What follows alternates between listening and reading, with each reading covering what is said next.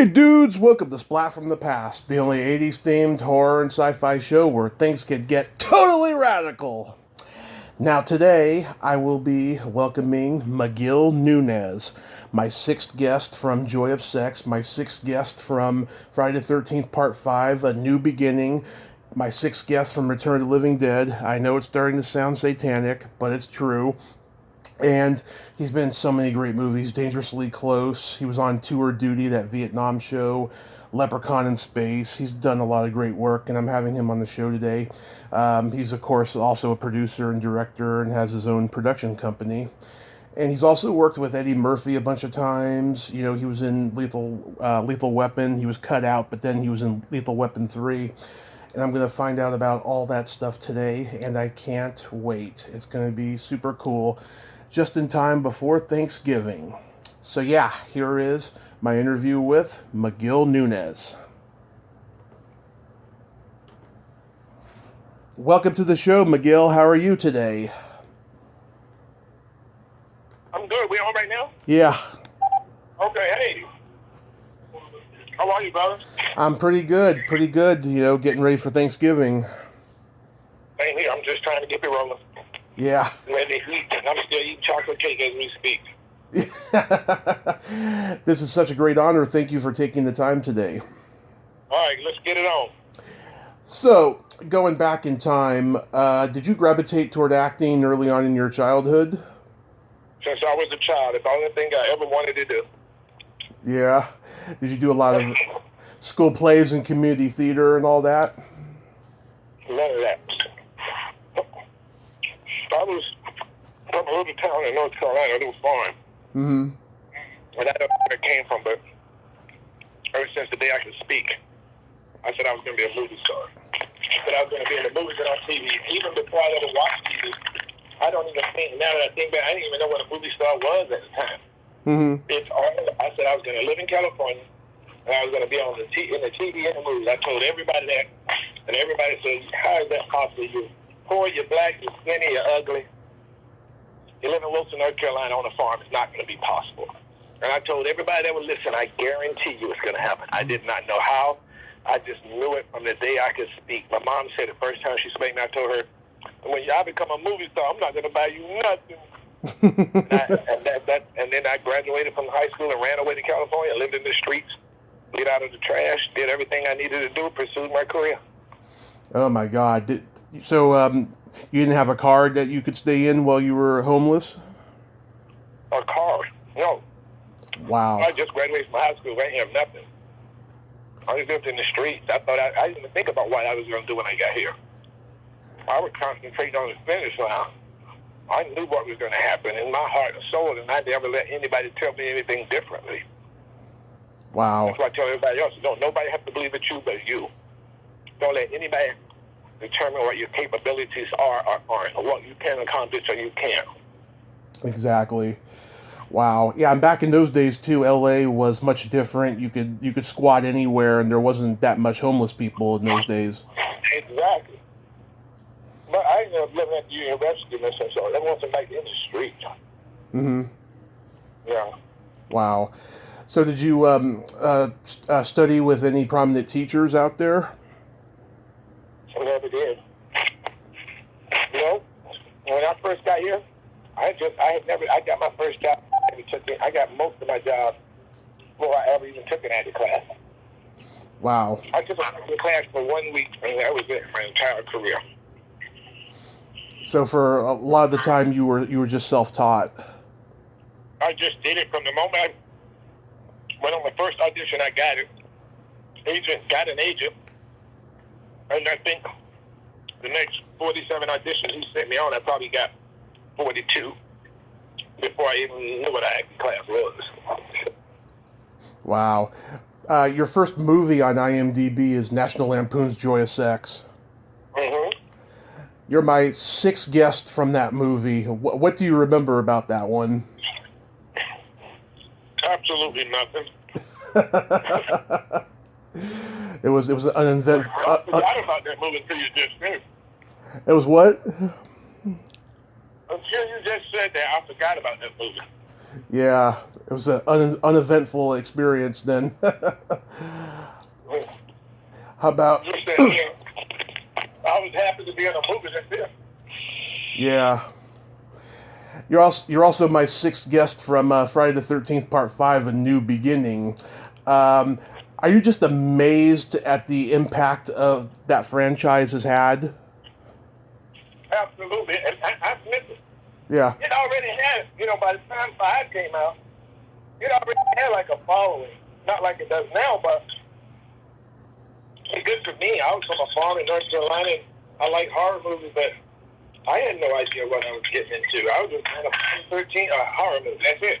I had no idea it was a part of this franchise. I didn't know anything about all of that. Yeah. And some people don't even realize that you don't even get killed by Jason. You get killed by that guy at the home.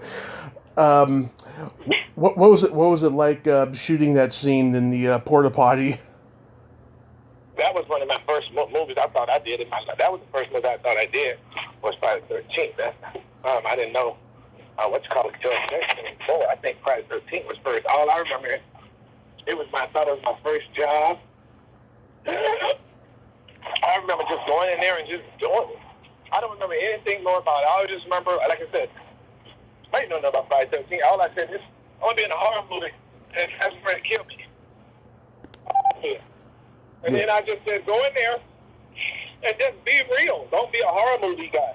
Just be real. What you would do is somebody starts sticking shit in there, and then you don't have to act. And that's how I've lived my entire life. Do exactly what you would do. Say what you would say. Think what you would think. React the way you would react. In a real situation, and just like that, in the real situation that they put you in the scene, and you never have to act. So I went in there and I did exactly what I thought I would really be doing. I'd be screaming and crying and getting my ass out of the way. That's exactly what I did. Yeah. How was working with Shavir Ross? I love him. Yeah, you still talk to him? All the time. Shavir is awesome. He's doing really well. Really, really, really well. Yeah, I see him posting on Twitter all the time. Yeah, he's doing really well. He's got a business that's taking off like tremendously. Yeah. Melanie Kinnaman, I've interviewed her. How is she? Who? Melanie Kinnaman? Everything about it on there was great. Everything about it. We had the best time. Everybody was just so, it was like, I'm not sure how much everybody had done at the time. Yeah. Everybody was just young, happy, and hungry, enthusiastic, and it was just it gave me a great foundation, as somebody who was growing up to see this camaraderie on the set like this, as opposed to coming up and seeing some negative camaraderie. I saw just the greatness of it, and then that was gave me the ability to always carry that same greatness forward to every set I go on. Yeah, and Danny Steinman, he was coming up in the exploitation world. This was like a big deal for him. Say it again? Danny Steinman, the director, he was coming up from the exploitation world, so this was like a big deal for him. Yeah, it was great. It was so awesome. He made it easy for everybody. Yeah, I've heard I heard he was a good guy. Yeah, he made it easy for everybody. Any question, anything you had, he was just right there. Just to make sure everybody got what they wanted, not just, the crew, the shot, the angles, but the actors. Yeah. You're my sixth guest from Return of the Living Dead. I know this is starting to sound satanic. 666. Uh-oh. Was Okay, I call it a good thing. Yeah. Around. I turned 666 around on himself. Yeah. Was that a standard audition for you? 12, is like it. Yes. Didn't know anything about it. Yeah. Didn't know anything about Dan. Didn't know anything about anybody. Went on audition, killed it, and got the role. And that was so much fun. We were out in that graveyard for that damn many weeks. In the rain, laughing, roasting. It was awesome.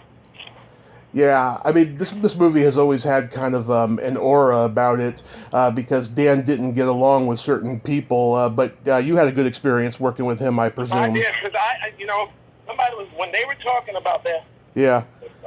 at the various autograph session things. Yeah. I never knew any of that was going on. Any of it. I was shocked to hear all of that stuff that was happening. I was shocked to hear all of that stuff about Dan. I was shocked to hear any of that was going on. I was shocked to hear they was having parties at Dan's house because I was never invited. I mean, I was just, it was shocking to me, a lot of that stuff that I learned that was happening behind the scenes. But I can't give you any information because, like I said, I said it at those things. I didn't know any of that was going on. Yeah. I always thought Jewel and Dan had a thing going, though. Oh, yeah. Yeah. There was that one story that Clue, like, threw something at Dan and it, like, shattered into a million pieces or something. Yeah, I heard about that on there, but maybe I wasn't there, but I don't remember that either. Yeah. But I don't remember that. I kinda, sorta, but I don't know. I don't remember it. yeah, it's a weird thing about it, but it's such a great movie, you know, and it really holds up. It really does. It really, really does. And you get more and more fans are logging on to it all the time. So I'm just thankful that I was part of two incredible franchises and just keep on and bringing it the way I bring it. Yeah. You did another movie with Tom Matthews called Dangerously Close. Yep. Yeah, Albert Pine. Yep. Yeah, how was that experience? That was great, too. That was great. I love working with Tom because he knows his shit. Yeah. Tom's a very smart guy. He is. Genius. Incredible businessman, too. Yeah. I just interviewed Bradford Bancroft, who played Kruger in the movie. Uh-huh. Yeah, he's a like a family therapist now or something. Really? Yeah. Wow, I didn't know that. Yeah, he's a good guy. You Yeah. were probably on the first Vietnam series, Tour of Duty. Are you proud of that show and that role? Absolutely, 100%. One of my favorite roles, one of my most important roles I've ever done, only because it meant so much to so many. And still to this day, it means so much to so many. We used to get so many letters. I have Purple Hearts, which means the world to a vet. I have Purple Hearts they sent you in the mail. I had a guy walk up and kiss me in the mouth who had a blown off face at the airport. Yeah. I had a guy, I've been pulled over going flying, speeding through town, only to get pulled over by those, what do you call them, the ones with the big ass Texas hat and shit, whatever you call it, those state troopers. Yeah, yeah. And then they recognize me after they get 2 or 3 steps and walk over, hug me, and start crying. I'm like, what's going on? And it was because, you know, Vietnam, they had to take off their uniforms at the airport because people spit on them and called them baby killers. And they were always had to hide and hold in all this stuff about that. And it wasn't until our show came out that they started saying, people started sitting around the TV saying, so wait, Daddy, what happened here? And they were like, what? And then they got the chance to talk. Oh, yeah, well, da-da-da. And then what happened? And then they said it was the first time they were ever able to open up to their friends and family. And everybody wanted to talk to them. And everybody wanted to know more. And they called us every minute. Yeah. So that was my favorite show ever. Yeah. And it was, I vaguely remember it because it came around the same time as China Beach, which was on ABC. Well, no, China. Duty was first. China Beach came after that. Right. Where'd you guys film that show? Well, first season, first season we shot in Hawaii. Mm-hmm. Second season we shot here in Las Vegas. Nice. Oh, thank you. I forgot you were in Slam Dunk Ernest. Yeah, genius. This guy was a genius. People don't know it. He was about a Mensa. He was an absolute genius. Yeah, I just had Silk Cozart on a while ago. Yep. Yeah, he's a great guy. I love good. Yeah, Silk is a really, really solid guy. Are you a good basketball player? Yep. Hey, you think you're going? Hey, you think you're going? Huh? Yeah. Did you play in high school? No, I was too short. I was 4'11" in high school. Oh, you grew over time. Oh yeah. What is this? Yeah, I did. Come here. How was making Leprechaun in space? Oh man, I forgot about that one. That was fun too. Just to work with that Leprechaun guy. Yeah, Warwick Davis. Yeah, he's good. Yeah, the director Brian Trenchard Smith. I had him on earlier this year too. He's also a good guy. Yeah. Now I know that you were in Leprechaun. I'm sorry, Lethal Weapon 3, but you got cut from the first one, right? No, I was only in Let's Lethal Weapon 3. I was in not in any of that. Oh, okay. I guess that was one of those IMDb stories. What did it say? It said that you had a scene in the first Lethal Weapon, but it was cut. No, I never had one in that. Bill Cooper gave me that in Lethal Weapon 3 because I just happened to be on the set. Oh, okay. So it was inaccurate. Yeah, no, I never was in there. I wish I was. Yeah. Yeah, the first one's the best one, I think. Yeah, no, I wasn't in there that one. I didn't even know about him until that one. Like I said, when I come up, I didn't really watch TV. Uh-huh. I didn't go to movies. I was poor. I was trying to come up. I wasn't hip about what was going on. I was just struggling, homeless, and those things I didn't really get into. Yeah. You've done several movies with Eddie Murphy. Is he a buddy of yours? Yep, great guy, one of the greatest guys on the planet. He directed you in Harlem Nights. What was he like as a director? Brilliant. Mm-hmm. Brilliant. He's just as good as a director, a writer, a creator, a storyteller as anybody I've seen and been working with in this business. If not even more so. People have no clue how smart he really is. If he wrote a book, it'd be a multi-million seller. Just on life. Yeah, well, he's got a smart mind when it comes to comedy. Man, he's got just not comedy, life in general. I mean, some of the things he says feels like listening to a preacher and your hair raised up when you hear some truth that your spirit knows, but you don't know. I mean, he has a lot of those. You're like, whoa, dude, I've never heard it put that way. But oh my God. Yeah. It's like all the time. But anyway, yeah. Yeah. Do you wish he directed more movies? I don't know. I mean, I just want him to be happy. Whatever he does that makes him happy, that's it. That's what I want. Directing is a hard job. It's a lot of responsibility. I mean, you've already done it. Yeah. You haven't improved. I enjoyed that movie he did last year, Dolomite Is My Name. Yeah, I loved it too. I think if it was a theatrical film, it would have gotten an Academy Award nomination. Easily. Life is a very funny movie too. I think it's very underrated. Great. Yeah. I'm almost ready to skip about 5 minutes. There we go. Sorry. Yeah, I love Life. So you've acted, written, produced, and directed as well. What do you get a satisfaction out of in terms of creativity? Say it again now. You've acted, you've written, produced, and directed as well. What do you get a satisfaction out of the most creatively?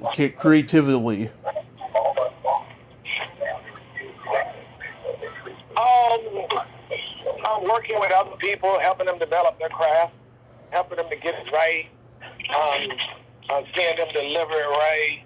I don't know. It's just, to me, I'm about helping other people now, leaving them from shit, Yeah.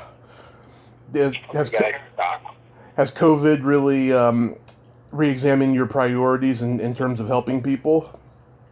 Oh, absolutely. 100%. Yeah. It's so short, so quick, you never know these days. Hug everybody you know. Yeah.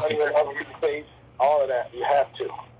Life is too short. So many people need to realize that, and I hope after this year and when COVID gets under control, people realize that more. I agree. So do you have any upcoming projects that you can talk about? I'm on this TV show now called Family Business with Carl Weber's Family Business. Mm-hmm. I'm on there with Ernie Hudson, Valerie Pettiford, Darren Henson. That's a good cast. Ringard. It's like a really incredible drama on BET Plus. Sorry, download the BET Plus app. Look for Family Business, and it's fire. It's like Empire on steroids. Nice. That's a really good cast. Yep. Anything else? That's it. Make sure you follow me at MNUNEZJR, M Nunez Jr. That's it, M Nunez Jr. on IG. God bless you all. Absolutely. Miguel, have yourself a happy Thanksgiving, a Merry Christmas, a Happy New Year. Happy Thanksgiving, a Merry Christmas, and a safe one to you and all yours. And stay safe, sir. God bless you, brother. Okay. Bye-bye. Bye. Well, there you have it. Miguel Nunez Jr. Ain't he a cool dude? Very passionate about his work, and I'm glad I got to talk to him. Well, I don't know if this is the last podcast until Thanksgiving in 2 days, but in case it is, happy Thanksgiving, and until next time, this is Tommy Throwback Kovac saying, there's no shame in living in the past, because the present sucks. Later, dudes. It's party time!